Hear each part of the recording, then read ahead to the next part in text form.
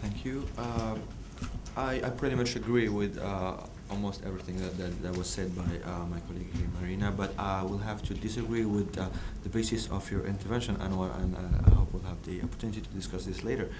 Basically, the idea is, and this is also the title of the topic we're discussing today, is that the new constitution that was largely approved in Morocco earlier this year, in July, offers a new range of possibilities, and now we're considering whether the political parties are able or not to take advantage of these possibilities, right?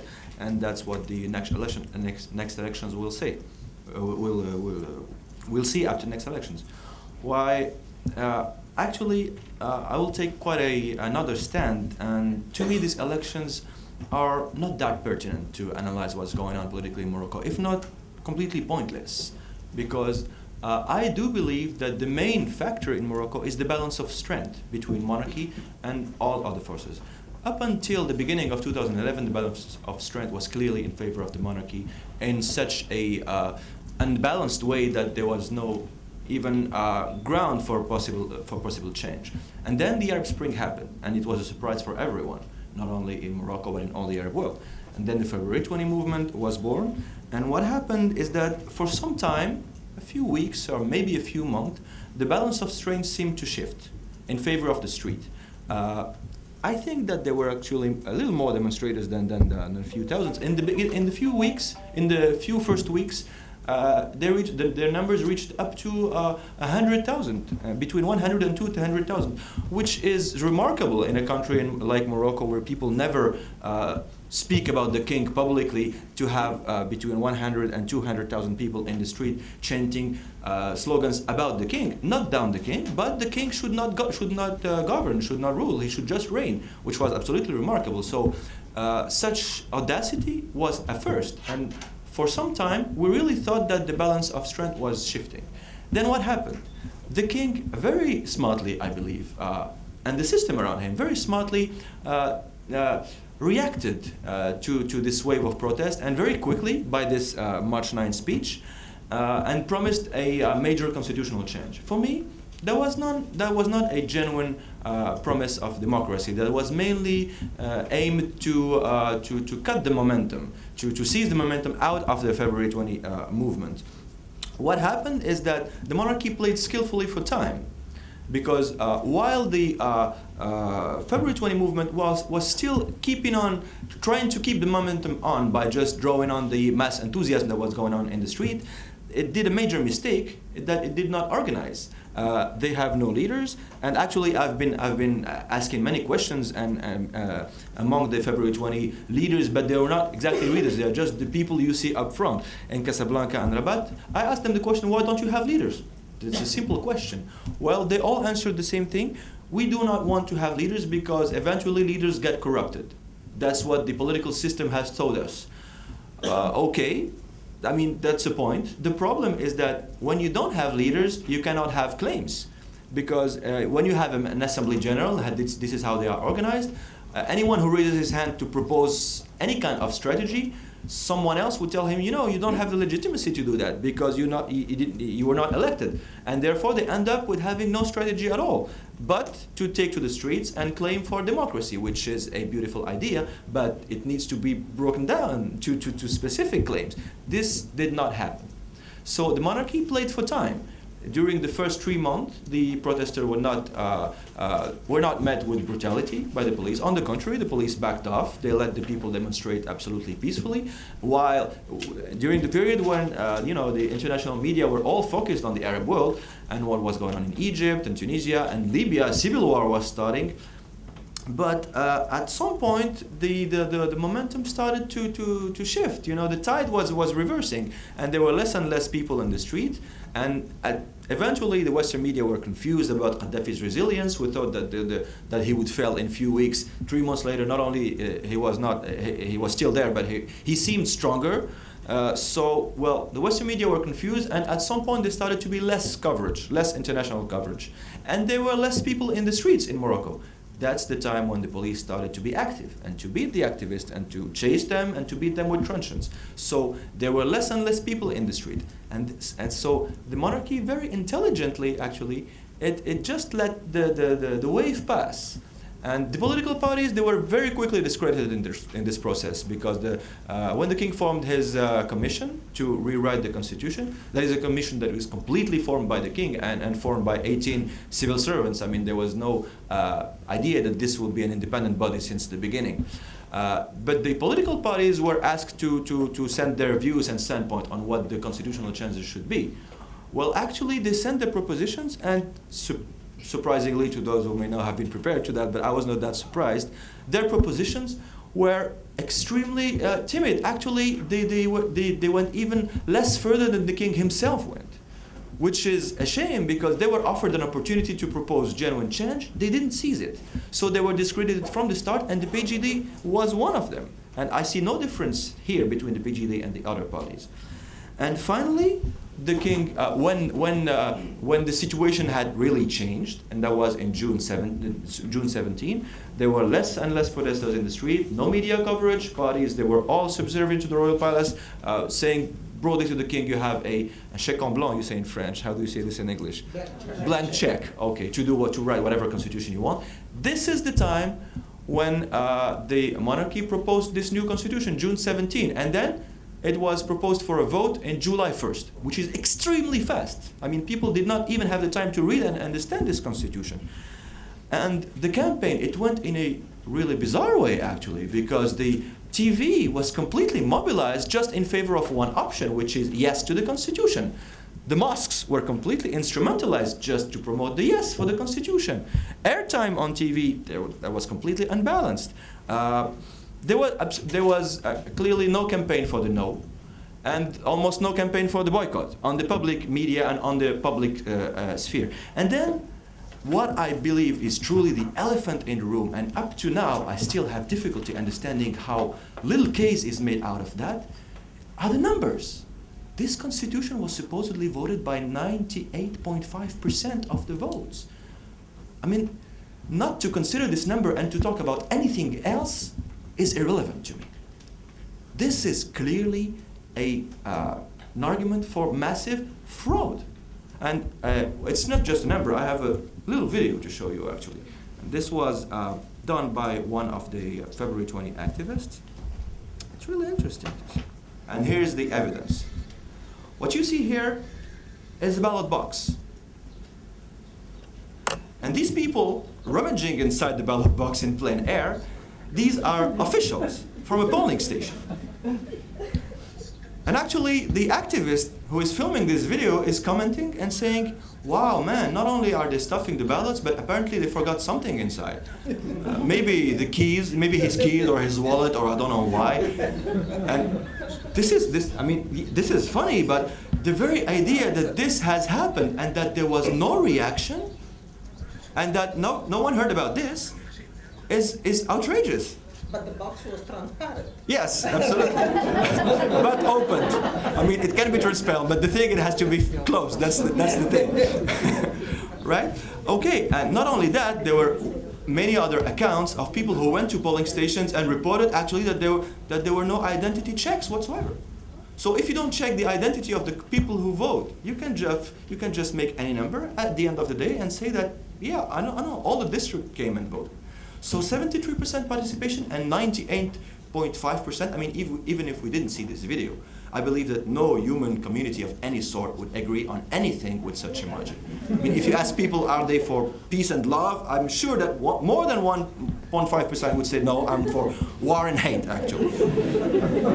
So, well, this is a point in itself. I mean, let's be serious, this is a point in itself. A constitution voted in such a way, I mean, how can it be genuinely democratic? Now let's see what's inside this constitution. Marina, you used the word ambiguous. Actually, I would use other words. I would say completely double-faced and perverse, not ambiguous. And I will back this with precise claims. It's not just an overall impression. The main features that are actually claimed to prove that this constitution is more democratic are the desacralization of the king, and while you spoke about that, the king is not sacred anymore, and that the prime minister is now bound to be appointed from the number one party in parliament, which was not the case earlier. He has broader power in terms of appointing his cabinet and also dissolving the parliament. All these features were advanced in the Western media to make the point that this constitution is more democratic than the previous one. Well, all these features can be deconstructed one by one very easily. Let me start. The sacredness. In the previous constitution, the article stating the sacredness of the king was the person of the king is inviolable and sacred. That was Article 23. Okay, in the new constitution, the new Article 46 says the person of the king is inviolable and respect is owed to him, which is better than sacred, sure. I mean, no problem with respect. The thing is, what I just told you, the person of the king is inviolable and respect is owed to him, it's just the French version of the constitution. Read the Arabic text. It doesn't say the same thing. It says the person of the king is inviolable and ihtiram wa tawqir is owed to him. Respect and tawqir. Tawqir is an Arabic word. If you translate it, it gives something between veneration, adoration, obeisance. Some dictionaries even say glorification, exaltation, adoration. Actually, ihtiram wa tawqir is a precise, so what about the sacredness that is supposedly gone? And actually, ihtiram wa tawqir is a precise expression in the political and historical lexicon in Morocco. It signifies the privileged status of the descendants of the Prophet. So the official narrative is that the sacredness was abandoned for the sake of modernity. And actually, what happens is that not only was it not abandoned, but the expression that replaced it stems from extremely archaic origins, which is that superstitious practices in Morocco consisting in worshipping descendants of the Prophet. This is a striking example of double discourse. Let me give you another one. The Prime Minister, supposedly, yes, he is now bound to be appointed from the number one party in parliament. Yes, this is true. The thing is, as Anwar said very well, no party can have more than 20% of the parliament given the electoral vote and given the way the electoral system functions, right? So, and to govern, you must have more than 50% of parliament, so you must coalesce with other parties. Since all the parties, I mean, the current Prime Minister, Abbas al-Fassi, is already the head of the number one party. We tend to forget that. It didn't prevent him from saying, immediately after he was appointed Prime Minister in 2007, I will obey His Majesty's orders to the letter, quote unquote. Why? Because he knows that, I'm not even talking about his personality, which could be another topic, but just technically, his party was the number one party in parliament with only 16% of the votes. So whatever the party who wins the upcoming elections, he won't have more than 20%, and he will need anyhow to coalesce with multiple other parties to get to the 50% margin, under which the government could fall anytime, because the parliament could make the government fall anytime. So when you coalesce with multiple parties, the only shared conviction of whom are subservience to the royal palace, what it means actually is that they can turn their back on the Prime Minister at a snap of the royal fingers. So the Prime Minister, even if he's the head of the number one party, is still bound tied hand and feet to the royal palace, The cabinet, still appointed by the king. Now the new things is that the Prime Minister can propose, actually he could propose earlier, but now he can also require, and I'm quoting the Constitution, that the king actually fires a cabinet member. But the king is not bound to accept. The Prime Minister can propose that the king appoints such person to a cabinet position, but the king is not bound to heed this proposition. And at the end of the day, the king appoints the government, the cabinet. There is this body that is called the Council of Government, which is deemed a very important tool in the new constitution, allowing the Prime Minister, now by the way, he's named Chief of Government, which is a semantic promotion. And why not? I mean, at least it could be semantic. There is the Council of Government, in which the Prime Minister, or the Chief of Government, I'm sorry, has some powers. The thing is, no decision can be taken in the Council of Government if it is not validated by the Council of Ministers, another council, which is presided by the king. So basically, no decision can be taken autonomously by the government if the king doesn't validate it. Let's talk about the power of the chief of government to dissolve parliament. Yes, he has this power, but this is the most non-understandable article of this constitution for me, because what it says is that the prime minister can dissolve parliament within the council of ministers after consulting the king. What on earth does that mean? I mean, the council of ministers is presided by the king. So the prime minister can do something within a body presided by something else than him, by someone else than him, who is the king basically, with just consulting him, which means that the king presides the council of ministers, but something can happen inside the council of ministers without him agreeing on it? It just doesn't make sense. To me, the only aim of that article was to actually offer the opportunity to Western journalists to write that now the prime minister has the power to dissolve parliament in Morocco. This may sound weird, but this is how it worked. And you got many other examples like that. Parliament still has, the king still has the power to issue laws by royal decrees, dahirs. And actually, it has been proved that the majority of Moroccan laws are not out of the parliament, but are out of royal decrees, etc. The judiciary is still completely controlled by the monarchy. Wherever you look, your site goes, whatever article or section of the constitution you analyze, nothing, I mean nothing has been done to curtail the powers of the monarchy. It just had been rewritten in a very smart way, in a way that would allow Western media and also PR companies. There is a PR company in New York named Beckerman who is doing quite an excellent job in hyping all this. It gives argument, provides argument for all those who would like to see in this genuine democratic progress. But if you dig and if you go beyond that and if you read closer the articles, no, it doesn't work. I mean, it's still, the monarchy is still an absolute one because it basically still have all the leverages of power. It's obviously extremely unbalanced in favor of the monarchy, and even more unbalanced now than it was in the beginning of the year. So this is the situation now. Seen from that angle, allow me to believe that the upcoming elections are not of that much significance. Whether the PJD wins or not, and actually I doubt that the PJD could win because everything's still possible because the elections are generally free in Morocco, and I do believe in that. But what's the point of having free elections if at the end of the day the government that is out of it is not free to govern? So yeah, the PJD may win, but I think it won't for a simple reason. The electoral code and the way districts were drawn is as perverse as the constitution, which is a lot actually. And the PJD itself has been denouncing the way districts have been drawn and redrawn for weeks now. Almost every day. I mean, I'm following the newspaper at Tajdid. There is no day without having an article saying, oh, this, the way electoral code is done and the way the districts has been redistributed and redrawn is wrong, it is not good for democracy. What I believe is that by writing that, they are just anticipating a result that would not favor them. And I will finish with something, even this provision that the king should now appoint the prime minister from the number one party, even though it is not enough to ensure that the number one party would be powerful anyhow, still, the royal palace somehow is wary of that. I believe because this G8 coalition cannot be explained otherwise. It is just a coalition that is intended to have the maximum votes, so it ensures that there is a prime minister named from within this coalition.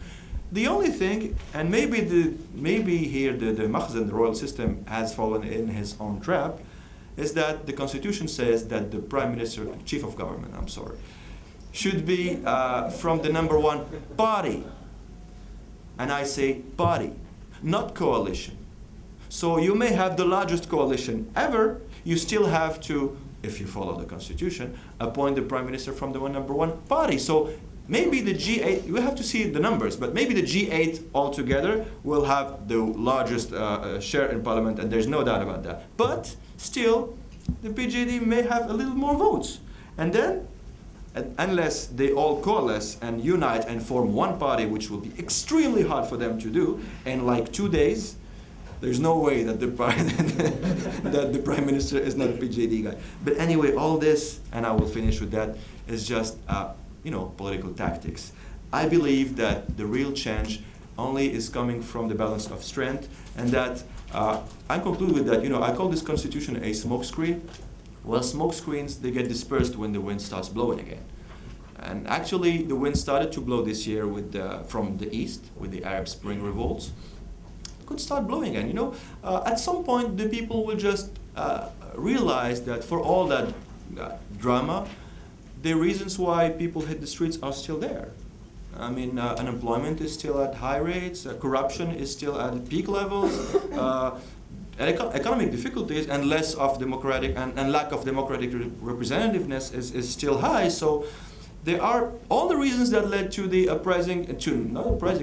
to manifestations, to demonstrations in the beginning of the year are still there. After all this drama will have gone, people could realize that and hit the streets again. And then what's going to happen? I mean, you can't play a trick twice. The constitution has been changed once. The monarchy cannot play this trick again. So I think that the situation is quite unstable and way more unstable than it looks like. And there's no writing on the wall. The situation is really open. And Al-Adl al-Ihsan, yeah, I agree with you that February 20 don't have the ability for now to really impose, weigh on the situation because they're not structured. Al-Adl al-Ihsan, actually, they are just waiting for the next wave to surf it. It's really a system that is open to any kind of political happening. That's my take on Morocco now. Thank you.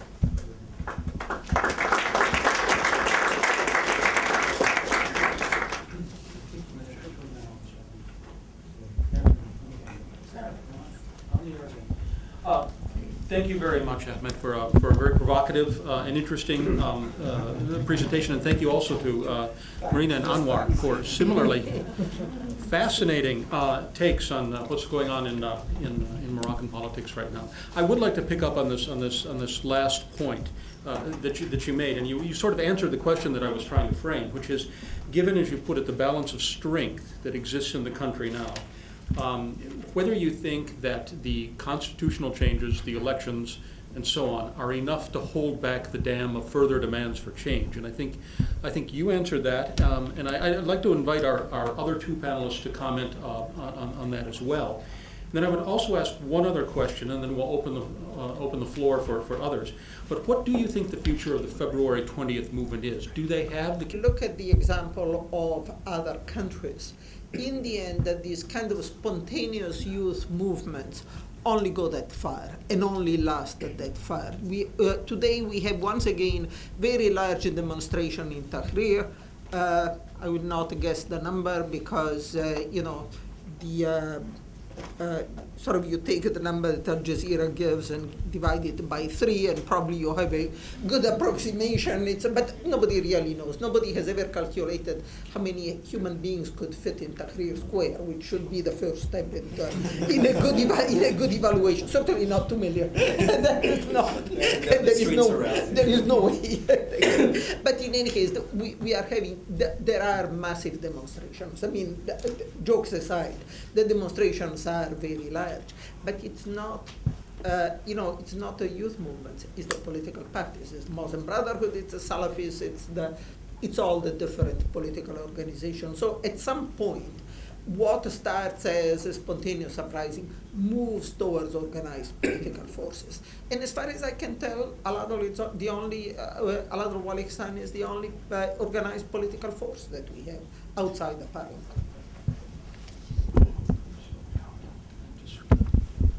Seek change, obviously. The country has one of the highest inequality in the Arab world. It has one of the lowest incomes, obviously. But Moroccans are really divided as to how best to rectify these problems. I mean, it's true that there were several irregularities with the vote on the constitution, but nobody can doubt that the majority of Moroccans supported that constitution. I mean, if you, as I have, probably you have, during the campaign from people in the cab or in the train, there is support. There is the yes and but, as Delkel portrayed it really well. But that's fine. It's just your word. But yes for the reforms, but there is support for the document. And the overwhelming majority of Moroccans voted for that document. I mean, it might not be 98%, might be 70%. The turnout might not be 76%. It might be 50%, but there is support for the document. Though you can arguably make the case that few know what's in that document, especially in rural areas, because the vote, how it was depicted, it was a vote, a yes for the monarchy. Pure and simple. And that's significant, you're absolutely right. There is still trust in the monarchy. I mean, there have been reforms that were implemented, not as, as deep as I would like to see, but if you speak with Moroccans, things have been moving. Not as fast as the people in the street would want, but there is a belief that things are moving in the right direction, right? Obviously, now you need to expedite that change, because you're right, it's like we're in a poker game. The king played, right? He made his move, right? And he put that political reforms would tackle the ills of society. And there is a realization within the regime that there is still a risk of revolt out there, because it still exists. I mean, as Marina and Ahmed put it so well, Morocco has the same ingredients of revolt as its neighbors. Morocco has seen social protests. Morocco has been lucky that these protests stayed local, right? In Sofro, for example. But they have not, like in Tunisia, Sidi Bouzid, and it went all the way to the Gap. We haven't seen that in Morocco. Can we see that? Maybe. We don't know what that cataclysmic event would be. But I think just to discount that there is nothing in the Constitution is not fair. Can the Constitution could have gone farther? Yeah, you bet it could, and you're right. We have seen a shift in the balance, right? When the king delivered his March 9th speech, there was concern within the corridors of power. I mean, the monarchy, you could sense it. I mean, you could see the face of the king, I mean, in the speech. And you're right, by June, I mean, the tide has completely turned in favor of the monarchy. February 20th movement has not been able to articulate what, to articulate what it wants. I mean, yeah, the protests, you're right, have gotten 100,000 throughout Morocco, and that was significant. But by June, I mean, the movement has started to wither and to fade. Just for the sacredness, I think. Yeah, it's true, taqdeer al-ihtiram, but it's still توقير, but it's not muqaddasa, right? I mean, you're right. You can play on words, and I agree. But muqaddas is muqaddas, and taqdeer is taqdeer. Which is, yeah, which is fine. I mean, it didn't say that it's al-Malik shakhsiyya muqaddasa. So you're right, but it's still inviolable. You can still not criticize the monarch. Would it have been better if we didn't have that? Yeah, sure. My point is that the Constitution provides some tantalizing opportunities, and I agree the question is whether political parties are up to the task. They are not. The good thing we're seeing in the street is that within political parties, we're seeing the youth segment are starting to challenge the leadership of the party, and that's important. We don't know how that is going to unfold as we move forward. But yeah, I mean, certainly I agree. I would have loved to see the Constitution more deep reforms, but remember, the country has just entered into a transition, right? Nobody's saying now Morocco is a constitutional monarchy. Far from it, right? But now, unlike what was said in 1998 and 1999 when the king came into power, the country has entered into a democratic transition, and that can go either way. So we will see how the process unfolds. So that's just my. Thank you. Okay. Thank you very much. We will now open the floor to questions. I'd ask you just to stand up, identify yourself,